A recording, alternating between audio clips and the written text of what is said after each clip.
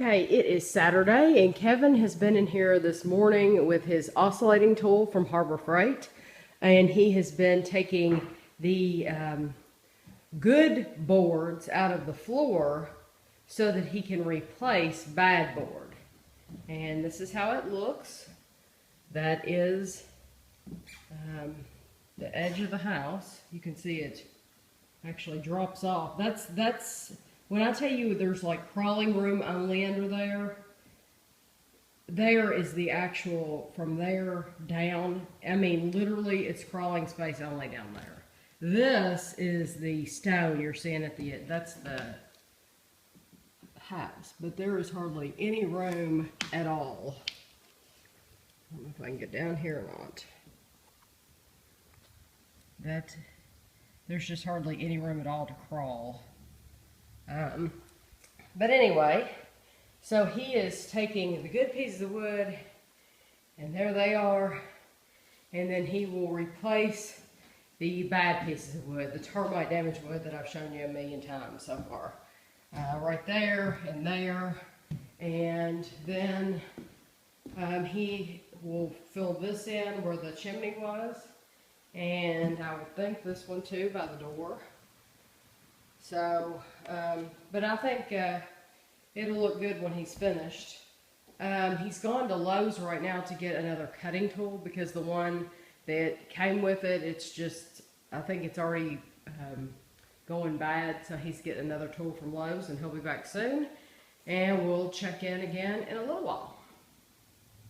There's the first piece of floor. Got all the old boards from over there, and this was one that you see that's really termite damaged. So I cut it out and put this new one in. It looks pretty good. I tried to salvage one. I don't remember the other half of it, but there was one when I pulled up, it split kind of a piece out of it. So I'm trying to salvage this. This is going to be underneath the baseboard for the most part. So if you see a little bit of this, I'm okay with it because I mean it's a 100-year-old floor. But yeah, I'm really happy with that. It's good and even. So I'm gonna get my nail gun out and shoot some nails in there, and it'll be good to go. So which one are you going to do next? Probably get this one. That one? Although I'm wondering how thick that baseboard is, how much I'm need to worry about that. If I replace that one, I got to come clear out to here. Right. Because we are going to have baseboard. Yeah, I mean, you're going to have a little bit of it. I think you would see I'm going to have to replace it. Yeah, so. I think you will. But this one I'll have to replace. Yeah. But see, I can do this one right here because it'll be every other one. It'll kind of look a little strange, but it won't be too bad. I don't think anybody's going to notice. And this one I'll have to replace. There's a bunch over here that I'll have to replace because of termites. Right. But I got I got two really good boards, and I got one kind of long board that I'm going to have to replace them. Some of that came out from under the sink because it's wet. It's gotten wet and soft and falling apart. So I've got some 1x6s upstairs that we use for the den. I think I'll be able to cut those and notch the holes in there and put those around those pipes and just replace all that wood underneath there too. Hopefully make it a little more solid. And so we'll see. Okay, well we'll check back in with you in a little bit. Yeah.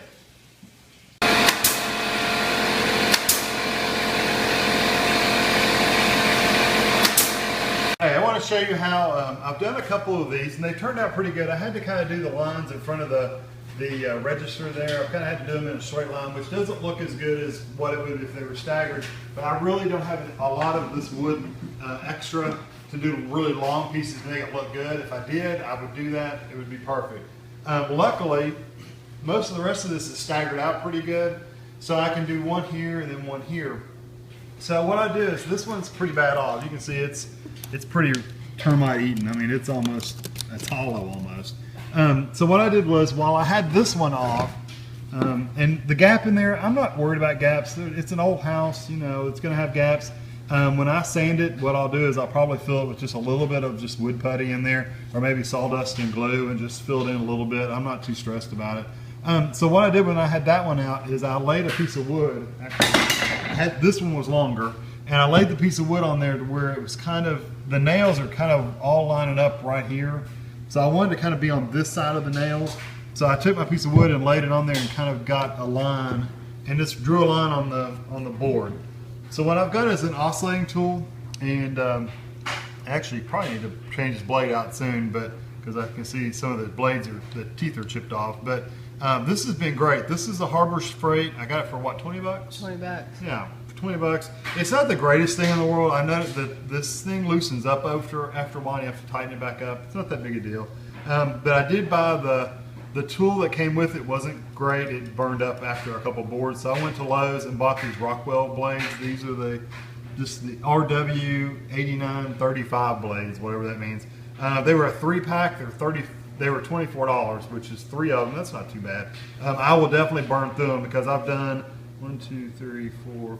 I've done 5, and this one's about done. So I'll probably do a 6th one, and that'll be it. So anyway, what I'm going to do is I'm going to lay this on this line, and I'm going to draw just you got to be careful not to hit into this board, but you'll see I'm going to score just the top of it a little bit, just to kind of give me a line to write on. And then I'm going to plunge cut the rest of it out, and then I'll cut the sides all the way down to the bottom. When I hit here, it'll be pretty easy because the termites have already done all the cutting for me. But you'll see it'll be tough, and then all of a sudden it'll go and cut it right out. So I'm going to get started. You won't be able to hear me, so I'm not going to talk. I'm just going to cut. And you notice I'm also at an angle. Putting it straight out is hard to hold up and get at an angle, so I kind of put it at an angle. They also make rounded ones that work pretty good, but those I didn't want to have to deal with 2 blades at the same time, so this has worked fine.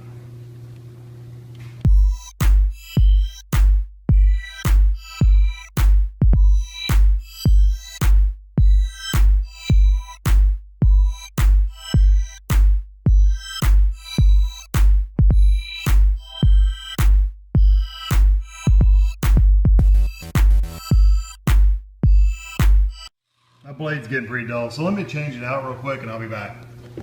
Got my new blade in, I'm going to continue on.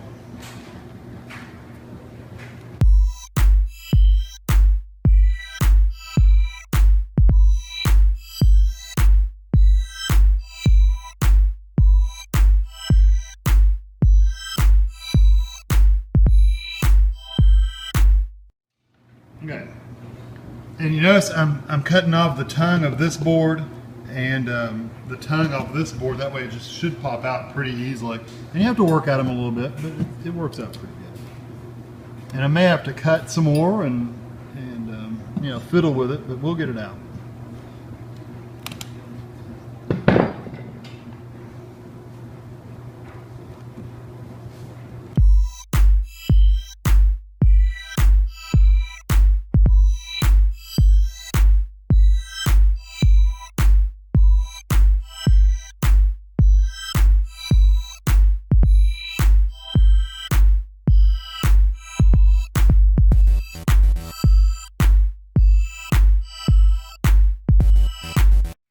What I did was I didn't cut through on that far enough, so that's why it's doing that.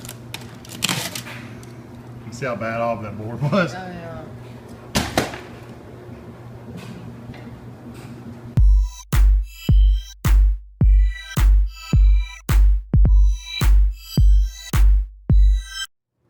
I'm going to pull that off as far back as I can so it won't get in the way. So what I do now is I just kind of take my screwdriver and clean up all that wood that didn't come out, like that big hunk of wood. There's going to be probably a nail. I can feel it right there, holding things in. So just clean it up the best you can. Really, as long as I get a piece of wood sitting on that lip even just a little bit, back there, I don't know if you can see it, there's a lip right there.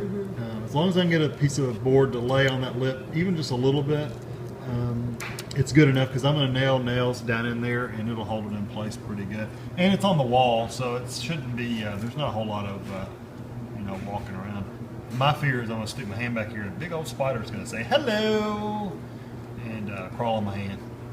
I freaked out about spiders, so I don't like them. You can see we're on a stacked stone foundation, if you can see down in there. I don't know if you can see down in there or not, but this is an old school house right here. Yeah, it's probably too dark for you to see, but there's stones all stacked up in there, so it's pretty cool. Yeah, got it cleaned out pretty good. I mean, it's like I said, it's not perfect. There was a nail back in there that I could not pull out. What I did was I took my pry bar and kind of got it on the top of it and took my hammer and tapped it down. So it flattened it out pretty good. It kind of got out of the way enough to where I can get a piece of wood in there. That's all I'm really looking for. This is some of my old wood that I've taken up from the floor over there near the wall where the cabinets are going to be. You'll notice that the tongue is still on these.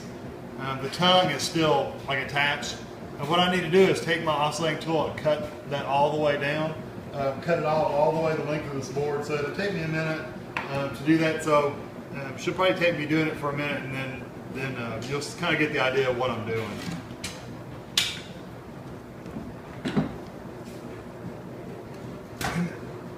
Just kick it up.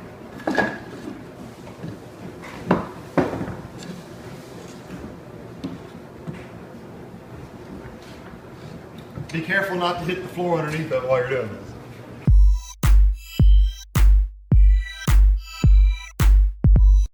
Time completely cut off, and what I'll do is I just take the piece of wood and kind of get it sitting on that lip, and you know, as long as it's sitting on there, like I said, you're on there, it's fine. Take a pencil, and I usually mark the side where the hole is, like right there, and I just eyeball it because I can shift it back and forth a little bit. As long as I've got enough on this lip back there, it's fine.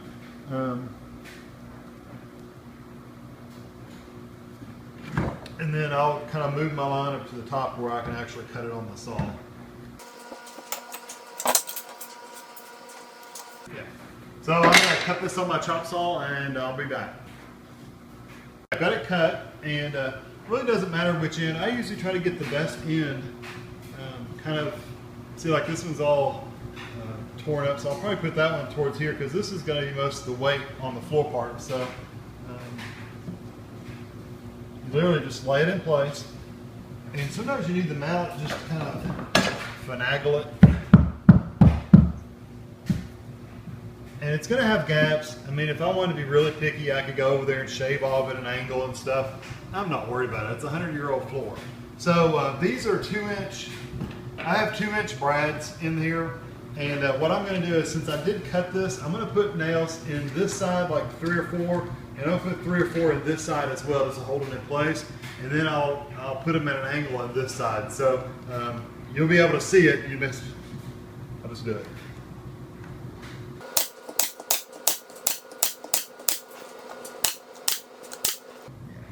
And you'll see that it leaves holes. And you can see a little bit of shiny in there. But once I sand it and polyurethane it and stuff, this floor had like 5,000 million staples in it. I'm sure you saw the other video, hopefully. I had a ton of staples. So if you have little nail holes, that's not going to make any difference at all on this floor. So I've been pretty happy with how it's turning out. It's good and level. What I'm doing is I'm making sure I do this before I sand it. That way I'm hoping that not only will the holes fill up with a little sawdust as I go, but I'm also going to be able to get any, like this one's a little bit lower than these on the sides. I'm hoping I'll level those out a little bit more once I sand it, and it'll take off a little bit of the edges, a little bit of the top, and it'll kind of smooth them out a little bit. Won't be perfect. Matter of fact, if I sand this, my guess is this one's probably going to be dark right in this line right here, so I'll have to hand sand it a little bit. But when I do get to sanding it, I'm going to go at an angle side to side first and try to even them all out, and then I'll go the long way. So anyway, I've got about 30 more of these to do. So I'll talk to you later. Okay, while Kevin was fixing the floor, he found something interesting. Kevin, pan down and show where you are. He's right next to the window, and through this little floorboard, he saw something, and he thought it was like a dish rag, a dish towel or something. So I pulled it out, and I want to show you what it was. It was, of all things, a dress, a lady's dress. And this is the back of it. There's the zipper. I haven't even tried to unzip it. So this would have been the front. And it's just falling, it's literally falling apart. But that was under the floor all these years, and you wonder, how did a dress like that get under the floor? That's just very, very weird. It doesn't have a tag on it or anything. You can tell that it's homemade by the stitching. So anyway, I just wanted to show that. That's just weird. Yeah, material for a mouse. Yeah, it reminds you of The Lovely Bones, if you've ever read that book. Okay, it is about, I'm going to say 5:30. I'm not sure of the time. But Kevin finished up this side of the room earlier today. And then he moved over to the space in front of the door, and there was a gap. In my previous videos, you can see there was a gouge out of this board right here. So he filled that in. I think it looks terrific. He also has replaced some boards here that had holes in them where there was various pipes coming up, like gas lines and stuff like that. And he put this piece of wood under here, I think to have something to nail into. And then he's just laid these over the hole right here. So I think he's going to start working on this next. Okay, Kevin covered up the place where the chimney was, which is awesome. And he also covered up where this hole was. And honestly, the hole, that was going to be under the cabinets anyway. It's just so that no animals can come up from underneath. And so that right now it's safe for us to step around the room and him to polyurethane and all that. This place should be probably half under cabinets, half under stove. And so the only thing he has left to do is this little part right here. So we're almost finished.